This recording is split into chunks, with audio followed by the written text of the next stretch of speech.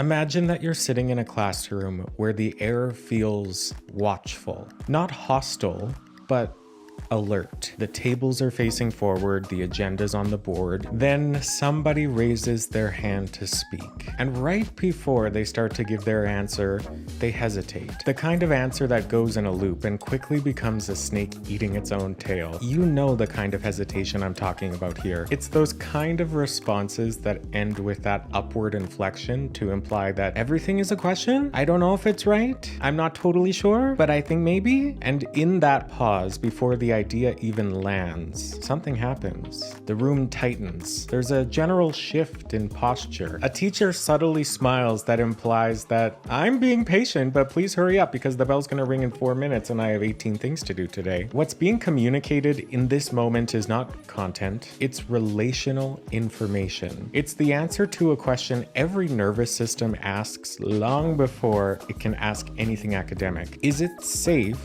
to be unfinished here? And that's what today's episode is all about. Not love as a sentiment, not love as softness, but love as orientation. Because learning, neurologically and socially, is an act of exposure. To learn is to admit that you don't know yet. It sounds so cliche, but it's true. You have to be comfortable not knowing things, but it does require so much practice and vulnerability to risk being seen mid-process. And brains do not do that in environments that feel conditional. So when I talk about learning as a love language, I'm not being poetic, although I do that from time to time. I'm being precise. I'm talking about the way attention changes when care is felt, the way that curiosity collapses under evaluation, and the way that safety determines whether somebody explores or retreats. In today's episode, we're going to go through a few essential ideas why learning has never been emotionally neutral, even though a lot of us pretend that it is. What people mean when they say care in education and what they're usually avoiding saying, how relational safety reshapes attention,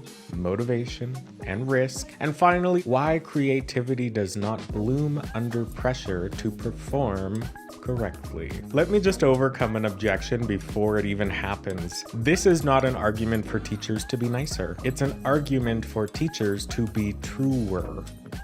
Sure, learning doesn't happen when students feel loved in this abstract sense. Learning happens when students' nervous systems recognize patterns of safety. It happens when they feel held in a moment where they might be wrong. Welcome back to Season 4 of D-Talk. I'm your host, David Day, and in today's episode, we are discussing the idea of learning as a love language. Let's get into it. D-Talk starts now. Oh, I had an Amazon delivery. Okay, hurry up.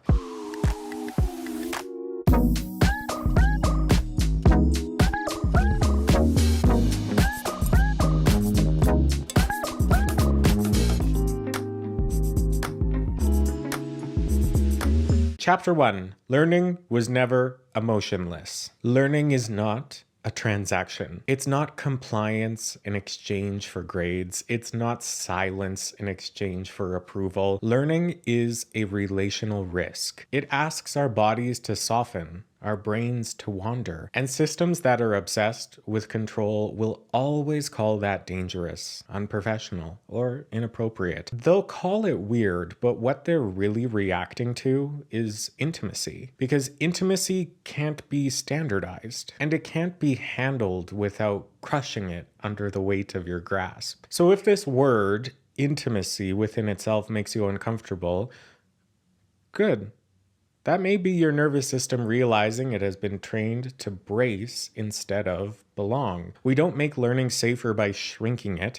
Nothing meaningful is ever learned without care, and care, real care, requires emotion. A few days ago, while I was teaching a mask-making class, I walked past a table of students working with their paper mache, the kind of activity where you're just covered head to toe in Elmer's. I just happened to notice that one of the students in this little pod was shaping the mask with such incredible care. His fingers were gliding, adjusting, smoothing, and he was fully absorbed in the activity. I said out loud without thinking too hard about it, "This feels so intimate." And immediately a few heads snapped up. Some of them absolutely thought that I said something inappropriate. And herein lies the issue.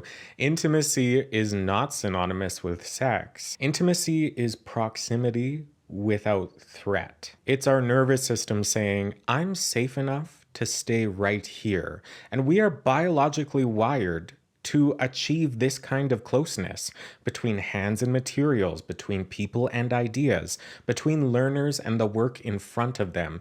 Intimacy is what allows emotion to surface without panic and learning to actually take root. You see, schools get nervous around intimacy because it asks educators to be present and not procedural. Without intimacy, learning remains very shallow. And my conceptualization of weird pedagogy doesn't create intimacy, it simply notices it and tries to protect it. The discomfort that many of us feel when we think of this idea of intimacy, closeness, vulnerability, is the clearest signal that we've been trained to confuse closeness for danger. And hey, evolutionarily speaking, intimacy, closeness, vulnerability, they have been dangerous.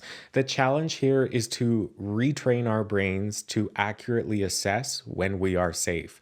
Most of us, hopefully, do not live in a constant state of danger, but yet our brains are wired to tell us that we are, and that's exactly the lesson that we need to unlearn. Cognitive neuroscience is very clear on this. The brain does not allocate attention or effort in environments it perceives as threatening. So when a threat is detected, that can be social, emotional, relational, the brain shifts its resources away from exploration and towards self-protection. So learning doesn't necessarily disappear in these moments, but it gets deprioritized. So what that student was doing at that table with the paper mache wasn't cute or artsy.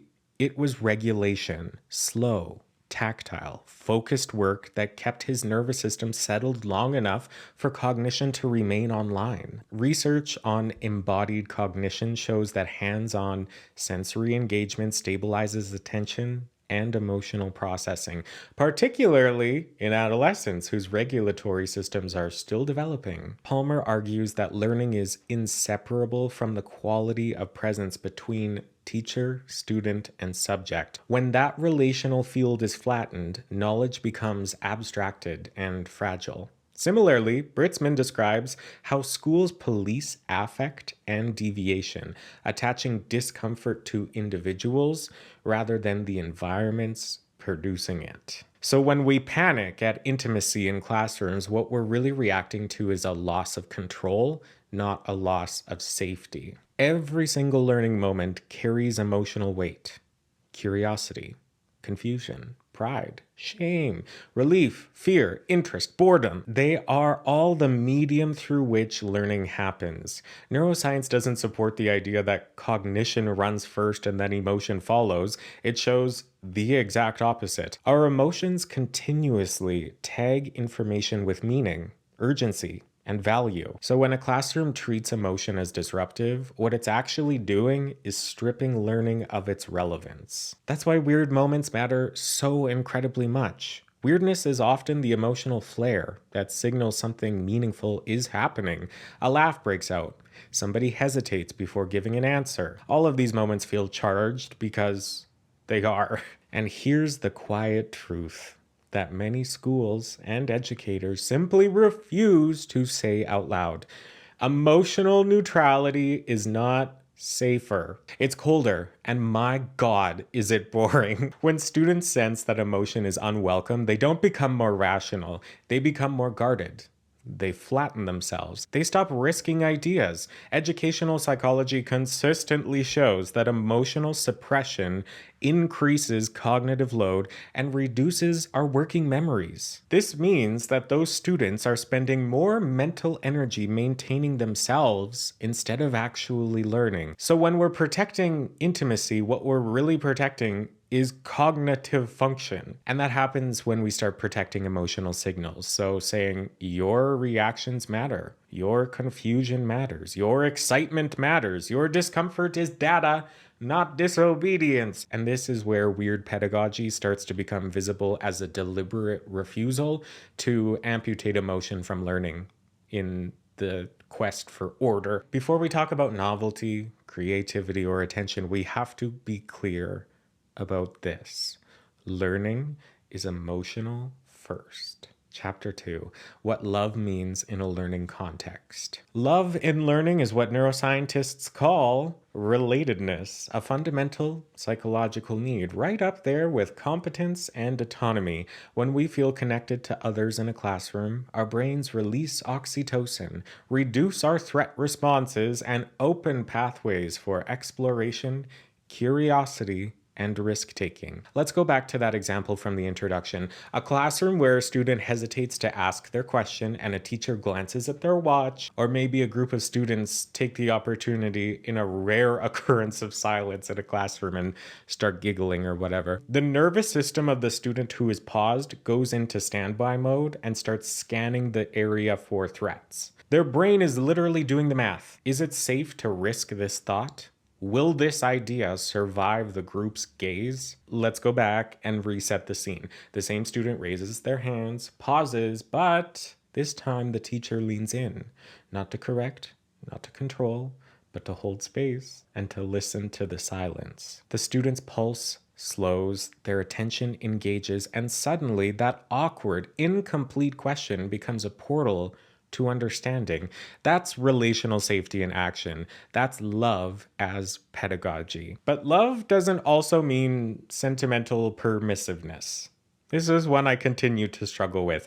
Be firm but fair. Connect before you correct. These concepts are incredibly difficult to employ on the ground. So the main thing to remember that love in this context is not a free pass, but rather it's the scaffolding to allow risk. It's the paradox of care and challenge existing together. Sidebar, we cannot underestimate the role of vulnerability here. Teachers' presence, showing up fully, willing to be affected by the classroom, willing to respond rather than control. All of these things signal safety to the students. When we model that we can tolerate uncertainty, mistakes, or even a little bit of weirdness, we invite students to do the same. And this all aligns with Palmer's ethic of teaching, where presence matters more than performance. Another sidebar, I got into this whole area of thought selfishly because I started to figure out that teaching was making me really uncomfortable and I didn't know why, and I wanted a more smooth experience as a person in the world. And I started to figure out that I felt better when I behaved a certain way as an educator, and then it slowly started to collide with neuroscience and then more understanding, and then here we are. But this all started because I just wanted to be happier. Wow, really stumbled on something there, hey? Anyway, weird pedagogy notices and protects this relational architecture between everybody in a room. It refuses to mistake care for chaos, and it cultivates space where students can be sideways, ask the odd question, linger over their own process, and trust that those behaviors are signals and not failures. Here's the takeaway. Learning does not happen in isolation. It doesn't start with information or even curiosity. It starts with us noticing each other, trusting each other, caring for each other enough to be weird together. And luckily enough, kids are super great at this. Adults, not so much. It's been trained out of us by now, for most of us. I had to retrain myself back into that weird spot. But love in learning is messy.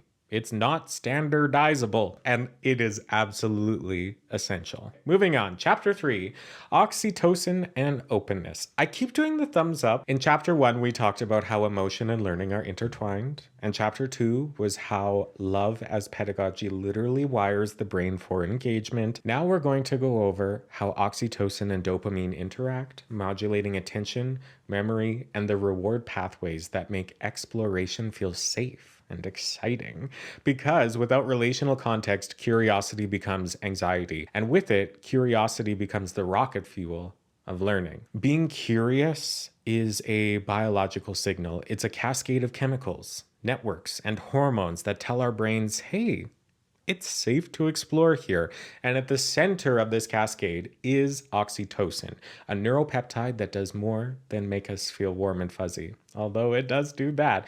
It reduces amygdala activity, dampening that fight or flight response, while simultaneously increasing connectivity in the brain regions tied to social cognition, memory, and attention. In short, oxytocin is the nervous system's green light for exploration. Let's go back to that student making the mask. This was biological regulation. Oxytocin signals this is safe. His prefrontal cortex, normally overloaded in middle schoolers trying to self regulate in a stressful environment, is now free to engage in working memory, planning, and maybe even abstraction. The same activity that may seem trivial is actually scaffolding neural circuits for attention, emotional regulation, and learning. Oxytocin's influence extends to prediction and novel processing as well. It enhances the salience of things that happen that are unexpected, meaning that our brains notice deviations from expected patterns more readily when oxytocin levels are higher. This is why weird moments can spike curiosity and engagement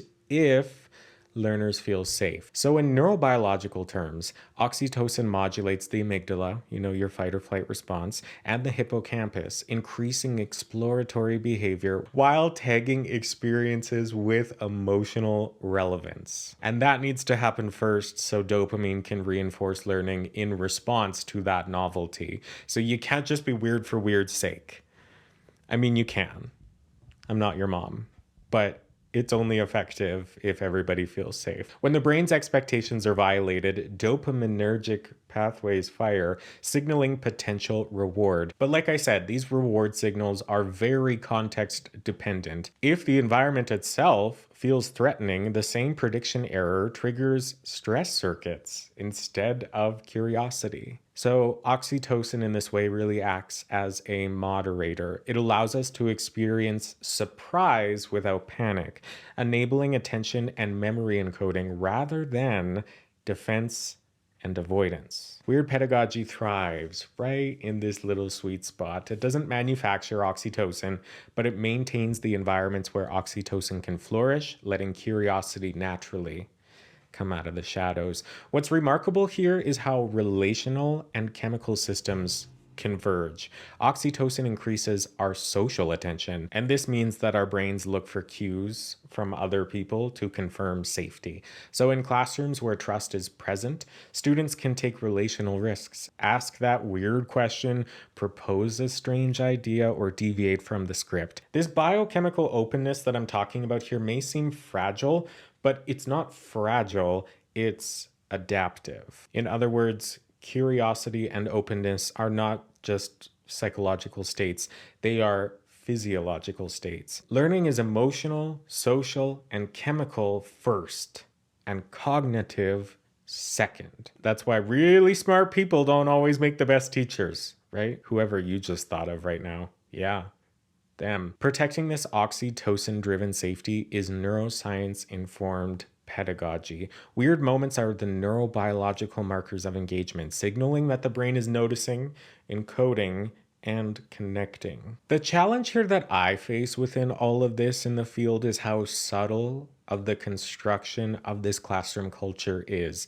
At times, I know that I come off permissive, submissive, or like too easygoing, or that my teaching style is simplistic, because to the untrained eye, it probably appears that way. The microscopic environmental or relational tweaks in learning environments also make me feel very nitpicky when people ask me for advice on their teaching, because how do you explain this concept in anything other than a 13-episode podcast series? You simply cannot. Chapter 4, Relatedness as a Learning Accelerator. Every synapse, every spike in attention, every dopamine flicker is shaped by whether the brain feels connected, seen, and safe. Relatedness isn't a nice extra to have, it's a biological accelerator. When learners feel that they matter to people and the space around them, their attention sharpens, curiosity spikes, and memory consolidates. Without it, the brain tucks information away in a corner. This thing shows up. In a dark little corner in a box labeled Meh. Let's go back to the very beginning with the hesitating student answering the question. Their nervous system reads the room, the subtle eye contact, the posture of the teacher, the tone of the responses. If these safety cues are present, oxytocin increases, amygdala reactivity, so your fight or flight response decreases, and the prefrontal cortex can actually engage in reasoning. And if these safety cues are absent, threat circuits fire, and even the brightest idea gets buried under self protection. Relatedness is the difference between a brain exploring boldly and a brain bracing in silence. Relational learning is especially crucial for adolescents. During middle and high school, where the brain is hypersensitive to social evaluation, peer and teacher cues are amplified. Emotional signals carry so much more weight, and every "that's weird" or "try harder" gets biologically encoded as a signal: either stay open or shut down. The brain is constantly testing social waters while learning, and that requires an incredible amount of neural energy. And then we wonder why teenagers are weird. Lovingly. Anyway, imagine a science class exploring a water cycle. One student starts doodling clouds or rain patterns on their desk instead of following the worksheet. And one student leans over and shares a funny interpretation of what those rain patterns could be if not clouds. And in that moment, a teacher is standing behind them and shares within their laughter. On the surface, this could look pointless, or maybe even slightly chaotic. But biologically and relationally, this is gold. The students' brains release oxytocin and dopamine. The amygdala says you're safe, and the prefrontal cortex is unlocked to explore brand new ideas. Learning accelerates through connection.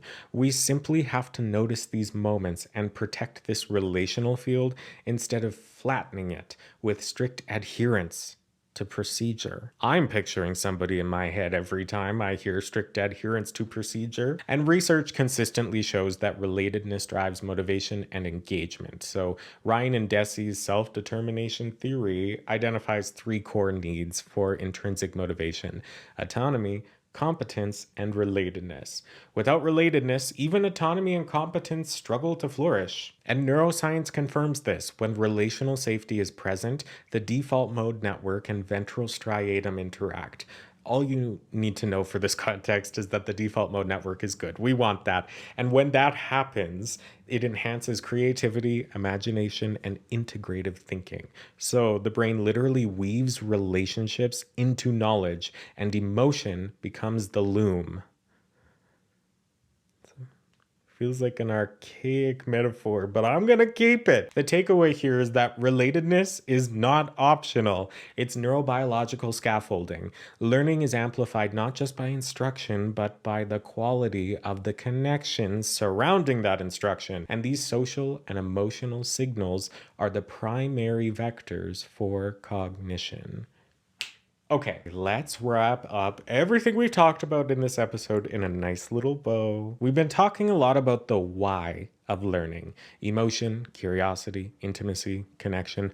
Now let's finish with the old chestnut that safety has to come before creativity. Creativity doesn't show up the moment you say, "Be creative now." It emerges when the nervous system feels secure enough to take that risk. And without that sense of safety, the prefrontal cortex, the part of the brain that orchestrates planning, abstraction, and imagination, shuts down, or it goes on high alert, prioritizing threat detection over idea generation. In other words, the brain cannot innovate if it is busy protecting itself. Safety and novelty are not opposites, they're collaborators. Novelty sparks attention, but attention requires safety to translate into learning and exploration. Learning only becomes productive when the learners feel supported enough to let their brain wander sideways without feeling threatened. And educational theorists have been saying this for decades. Palmer argues that presence and trust create the conditions for meaningful learning. And Britzman reminds us that schools too often confuse deviation with disruption. And both of them point to the same truth. The architecture of a classroom is relational first and procedural second. A creative spark in isolation without connection or safety risks being squashed before it even reaches consciousness. Neuroscience confirms that oxytocin reduces amygdala activity, stabilizes attention, and facilitates the integration of new experiences into memory. Dopamine signals novelty and reward, but only in contexts where the brain judges exploration to be safe, and threat shuts down these circuits, and safety lights them up. Period. If we want brains that explore, improvise, and produce, we have to create classrooms and relationships where learners feel seen. And weird pedagogy doesn't manufacture this. It protects the conditions of which these things thrive. So much of this is not manufacturing anything. It's all about protecting the things that are already there. Thank you so much for getting to the end of this episode of D-Talk. If you want to lean into your weird, you can subscribe to this YouTube channel. You can listen to these episodes on Spotify, and you can even follow my Instagram and TikTok pages. And all of those links to all of those pages are in the description of this video, as too are my references that you can peruse at your leisure. And I think I'm going to leave it on the note of learning is not simply cognitive. It's emotional, relational, embodied, and love, real, messy, unapologetic love is the accelerator. Thanks for watching, and I'll see you in the next one. Goodbye. I never notice how much of a lisp I have until I do this stuff. It's not what do we need to build, it's what do we not need to crush under our grip of capitalism. I don't know if capitalism was the right word. It's been a while, I'm kind of crashing out. Okay, oh, that's the end.